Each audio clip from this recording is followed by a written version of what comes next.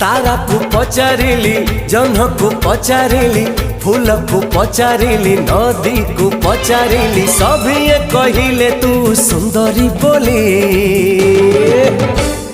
ने ने ने मन मुदेली ने ने ने मन मुदेली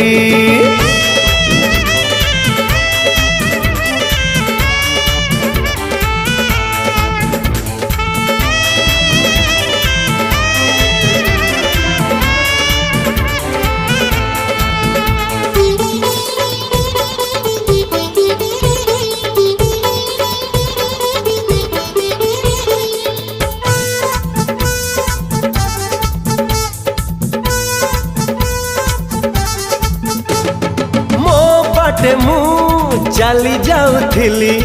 चालू चालू बाट तोते देखदेली